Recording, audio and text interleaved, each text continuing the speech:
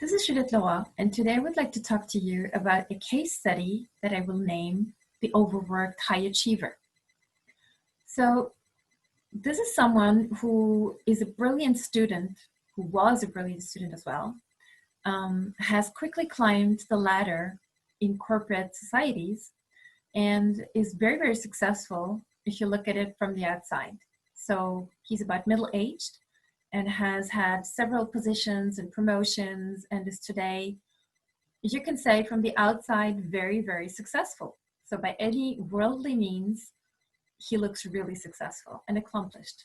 So he has also a wife, has 2 kids, a gorgeous house, a great car, as you can imagine, and a job that pays really, really well. That's what it looks like on the outside. But on the inside, the thing is pretty much different because he's quite estranged from his wife. He almost never sees his kids. The house that he worked so hard to buy, he almost never has the time to see it, to be there and to enjoy it. And his job, yes, it does pay well, but at the same time, he feels very lonely and is never satisfied. No matter how many promotions he has got, he has moved from one single position to the next one, to a higher one, to a higher one. It just never seems to be enough because he still feels that it is not yet enough. So when we look at it, it is like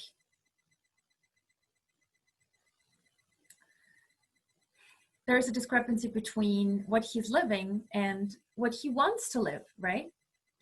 So probably from the outside, one would say, yes, just go on, keep on achieving, you will get there. And, the objectives just become bigger and bigger.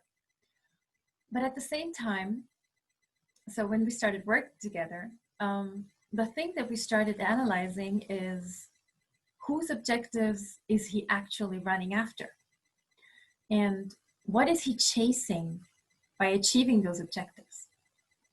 So what we understood pretty quickly is that this blueprint that he was trying to replicate, this model of success, model of happiness, of achievement, was pretty much, you cannot say imposed, but it was pretty much ingrained in him because of the society he lived in and because of the upbringing that he has been raised with by his parents. So it was really cultural and societal conditioning that made him believe that once he has reached that level, then he is fulfilled, has achieved it, he has done it, and that's it. But unfortunately, it was not the case. And so the first thing that we did to actually find a solution to this is to really analyze the moments when he felt drained and demotivated and didn't have, the energy to really go after it, even though he was a high achiever, he still is. And what were the moments when he felt energized, when he felt motivated, when the time was just, flowing and he felt in flow? We looked at those different moments. And what we also did was looking at the values that were very important to him. So we looked at the values after which he wanted to live his life. So what was really, truly important to him and resonated with him. And then we did a comparison between the values that he was living after today. What came out was pretty interesting because it was that one of his biggest core values was that he really loved his family and he wanted to spend time with them. That was very important and very, very high on his scale. But looking at the reality of how it looked like, it was not the case. He just did not make space for it. He never saw his kids, or very rarely. And his wife, the same thing. And so they really kind of got distanced from each other. So what we did then is to look at those values that he had stated as being the most important ones for him and created the ideal outcome that he wanted to reach, that was important to him, containing everything, leisure time, containing the time with his family, containing time to relax, but also time to work because he still was an achiever and a high achiever. So work still took a very important place in his life. It's not like he wanted to just quit everything and go on a beach and drink cocktails all day long. That was not his objective. So then we started working towards achieving those goals, that ideal picture that he had crafted with the help of me as a guide, but it was still his picture, the one that he wanted to reach. It was very, very adapted to his very specific situation. And of course, the challenges were there, because it's when you start taking action and putting it in place that the challenges show up. And there were also stumbling blocks, because as you can imagine, being a high achiever who had been available 24/7, you can say in the evening, on weekends, during vacation, it created dissonance, you can say. People were surprised. They might have been not very happy with his behavior. They might have gotten angry because all of a sudden he doesn't respond 24/7 to calls and emails. But he really carved out the ideal that he wanted to have and stuck with it. And he made it step by step. He put it in place.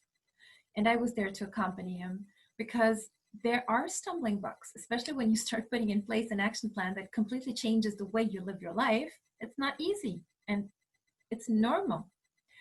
And so what he really wanted to have is more of, like a fulfilling balance. It was difficult for him. It was difficult. And he still is a high achiever, of course. And the funny thing about it is that now that he has really reached that objective of putting more of his own values into his life, he's so much more satisfied, so much more fulfilled. And it had an incredible impact on his career, because all of a sudden he shows up as a completely different person in his work as well. So he's motivated, energized, and when he's at work, he's super efficient. So it's not like be there to drink a coffee here and there because he needs the energy, because he feels so drained, but rather he feels so balanced and feels so much more fulfilled that when he's at work, he's super efficient. And so you can really see from the beginning, there was a complete dissonance. So his values did not fit with the values that he was living. Even though work is important, there were other things as well.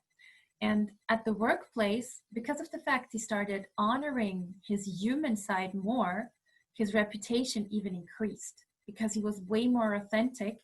And the people in his team also started feeling that it was okay to have a human side, because he's shown it as an example to his team as well.